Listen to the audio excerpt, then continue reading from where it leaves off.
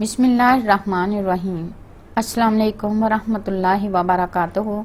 بچوں کو سردیوں میں صحت مند رکھنے کے ٹوٹکے۔ سردی کے موسم میں بچوں کو سردی سے بچانے کے لیے ہر ممکن کوشش کرنی چاہیے۔ کبھی کبھی دیسی انڈے کی زردی دیں، شہد چٹائیں۔ اگر فیڈ والدہ کی ہو تو ہر ممکن کوشش کریں کہ ٹھنڈی تاثیر والی چیز استعمال نہ کریں۔ کپڑے برتن دھو کر فیڈ نہ کرائیں۔ معصوم بچے بلا کسے اچھے نہیں لگتے۔ گھر کی رونق انہی معصوم بچوں کے دم سے ہوتی ہے۔ شیرخوار بچوں کی زندگی کا ابتدائی زمانہ کس قدر دلچسپ ہوا کرتا ہے، اس سے ہر والدین واقف ہی ہوں گے۔ بچے کی ہر ادا دل کو بھایا کرتی ہے۔ اسی طرح اس کی چھوٹی چھوٹی تکلیف پر دن رات کا آرام سکون ختم ہوتا ہے۔ معصوم بچے جب خصوصاً سینہ کی تکلیف میں مبتلا ہوتے ہیں تو اس وقت کی تکلیف والدین سے دیکھی نہیں جاتی۔ بس نہیں چلتا کہ کوئی ایسا تیر بہدف نسخہ ہاتھ آئے اور پھر بچہ پھر سے ویسا ہی ہو جائے جیسا تکلیف سے قبل تھا۔ آج کل موسم تو خصوصاً بچوں کے لیے بڑا تکلیف دہ ہے۔ جن بچوں کی پہلی سردی ہے، ان کے لیے تو زیادہ احتیاط کی ضرورت ہے۔ ٹھنڈی ہوا لگنے، سردی سے یا نہلانے کے بعد ہوا لگنے سے بچے کا سینہ بلغم سے پر ہوتا جاتا ہے۔ سینے سے سیٹیوں کی آوازیں آنا شروع ہو جاتی ہیں۔ سینے سے واضح طور پر محسوس ہوتا ہے کہ سینہ دھنکی کی طرح چل رہا ہے۔ بعض اوقات ایسا بھی ہوتا ہے کہ بچے کی ہر طرح احتیاط کی جاتی ہے، اس کے باوجود ان بیماریوں کا شکار ہو جاتا ہے۔ حالانکہ ایک بات ذہن نشین رکھنی چاہیے کہ جو مائیں اپنے بچوں کو فیڈ کراتی ہیں، اگر وہ احتیاط نہ کریں تو لامحالہ بچہ ان بیماریوں کا شکار ہو جاتا ہے۔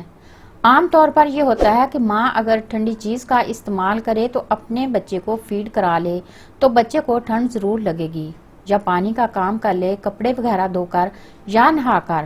ماں کا بچے کو فیڈ کرنا بھی اس قسم کی شکایت پیدا کرتا ہے۔ شروع میں ہو سکتا ہے بچے کو ہلکی کھانسی یا زکام کی شکایت ہو جائے، فوراً اس کا تدارک نہ کیا جائے تو پھر یہ سینے زکام کا رخ کر لیتا ہے۔ گلے میں سوزش ہو جاتی ہے اور بچہ کھانستا رہتا ہے۔ کھانستے کھانستے بے حال ہو جاتا ہے اور ابکائی لینا شروع کر دیتا ہے۔ ہو سکتا ہے کہ الٹی بھی کر دے۔ دوسرا، ادویہ استعمال کرنے سے بچہ چڑچڑا ہو جاتا ہے، ہر وقت ری کرتا رہے گا، کچھ دیر چپ ہوگا پھر رونا شروع کر دے گا، سینے سے آوازیں آئیں گی، ایسا لگے گا جیسے بلغم سے بھرا ہوا ہے، کبھی کبھی قبض یا ہرے رنگ کا پخانہ بھی ہونے لگتا ہے۔ اگر آپ دوسرا طریقہ علاج کی جانب جائیں تو فوراً بچے کو آکسیجن یا نپلائز کر دیں۔ اینٹی بائیوٹک ادویہ استعمال کر کے بچے کا مزاج خراب ہو جاتا ہے، بچہ کمزور ہو جاتا ہے، جس کو کنٹرول کرنے میں چند دن لگ جاتے ہیں۔ اکثر لوگ اس کیفیت میں ہومیوپیتھی ادویات استعمال ہی نہیں کرتے، حالانکہ ہومیوپیتھی ادویہ بچوں کی حقیقتاً سچی غمسار ہیں۔ ایسا نہیں ہے کہ بچے کو فوری فائدہ نہ ہو۔ ان ادویہ کا ذکر کرنے سے پہلے چند گزارشات عرض کروں گا۔ سردی کے موسم میں بچوں کو سردی سے بچانے کے لیے ہر ممکن کوشش کرنی چاہیے۔ کبھی کبھی دیسی انڈے کی زردی دیں، شہد چٹائیں۔ اگر فیڈ والدہ کی ہو تو ہر ممکن کوشش کریں کہ ٹھنڈی تاثیر والی چیز استعمال نہ کریں۔ کپڑے برتن دھو کر فیڈ نہ کرائیں، بلکہ اس کے بعد دیسی انڈے بال کر کھائیں۔ چائے پی لیں، بچے کو دھوپ روزانہ لگائیں، بچے کے سرہانے ایک ہینگ کا ٹکڑا رکھ دیں، اس سے بھی بچے کو ٹھنڈ نہیں لگتی۔ اگر بچہ فیڈ استعمال کرتا ہے تو پانی ابلا ہوا نیم گرم استعمال کریں۔ شہد اور بچے کائنات میں شہد کو ہمیشہ آب حیات کا درجہ حاصل رہا ہے۔ ارشاد ربانی اور فرمان رسول صلی اللہ علیہ وآلہ وسلم ہے کہ شہد ایک بہترین غذا اور دعا ہے۔ اس میں سوائے موت کے ہر مرض کا علاج پوشیدہ ہے۔ جدید طب نے بھی شہد کو بطور غذا اور دوا بنی نوع انسانوں کے لیے انتہائی مفید قرار دیا ہے۔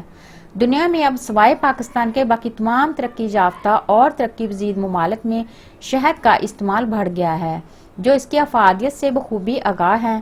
عالمی ادارہ صحت نے بھی اب شہد کو روزمرہ کا حصہ بنانے کی تلقین کی ہے۔ جرمنی دنیا کا واحد ملک ہے یہاں شہد 100 سے زائد امراض کے لیے استعمال ہوتا ہے۔ بالخصوص شہد کو بچوں کی نشوونما اور صحت کے لیے انتہائی ضروری اور مفید قرار دیا ہے۔ ایک یورپی رپورٹ کے مطابق جن ممالک میں بچوں کی صحت کی شرح بہتر ہے، وہاں شہد کا استعمال زیادہ ہے۔ ان علاقوں میں بیمار اور لاغر بچوں کو ادویات کی بجائے شہد استعمال کروایا جاتا ہے، جس سے وہ چست اور توانا ہو جاتے ہیں۔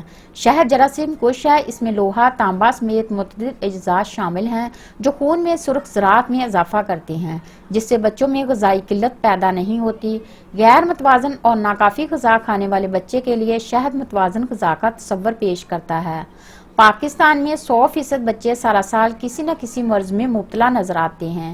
بچوں میں نزلہ، زکام، کھانسی، پیٹ کے کیڑے، خون کی کمی، دست، ٹائیفائڈ اور ایسی بہت سی بیماریاں جو مستقل لاحق ہونے کے باعث بچوں کی نشوونما پر اثر انداز ہوتی ہیں، جس سے ان کے قد کاٹ اور ذہن پر اثر پڑتا ہے۔ ایسے بچوں کے ماں باپ سارا سال ڈاکٹروں اور طبیبوں کے پیچھے بھاگتے رہتے ہیں۔ ایک ماہر پجگان کے بقول اگر بچوں کو بچپن سے ہی شہد کا عادی بنایا جائے اور اس تقویٰ کے ساتھ شہد کھایا جائے کہ اللہ تعالیٰ اور رسول نے اس سے شفا کی ضمانت دی ہے، تو بچہ مستقل بیمار نہیں ہوگا۔ چھوٹے بچے کو شہد دودھ یا پانی میں ملا کر دینا چاہیے۔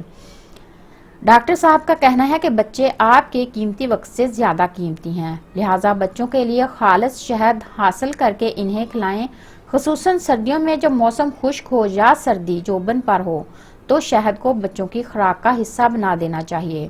جن بچوں کی یوم پیدائش سے 16 سال کی عمر شہد کھلایا جاتا ہے وہ دراز قد، ذہین اور خوبصورت ہوتے ہیں۔ ان کے اندر بیماریوں سے مدافعت کا نظام انتہائی بہتر ہو جاتا ہے۔ شہد کھانے والے بچے طویل العمر ہوتے ہیں۔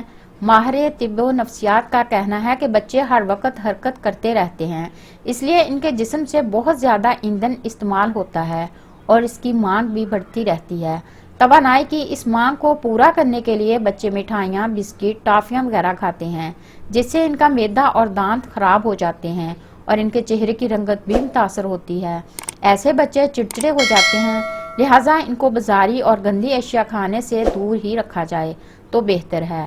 بہت سے بچے بولنا اور کھانا شروع ہو جائیں گے تو شہد سے گھبراتے ہیں، لہٰذا بچوں کو شیرخواری سے ہی شہد کا عادی بنا دیا جائے تو وہ اس سے مانوس ہو جاتے ہیں اور اس سے ان کی توانائی بھی پوری رہتی ہے۔ ایک تحقیق کے مطابق شہد کھانے والے 90% بچے ٹافیاں اور مٹھائیاں کھانے سے گریز کرتے ہیں۔ ماہر طب و صحت کا اب متفقہ فیصلہ ہے کہ اگر ہم بچوں کو جسمانی اور ذہنی طور پر صحت مند دیکھنا چاہتے ہیں تو انہیں ناشتے اور رات کے سونے سے پہلے ایک چمچ شہد دودھ میں ملا کر پلائیں۔ صحت مند بچے آپ کے سکون کا باعث بنیں گے تو پاکستان کا مستقبل روشن اور تابناک ہوگا۔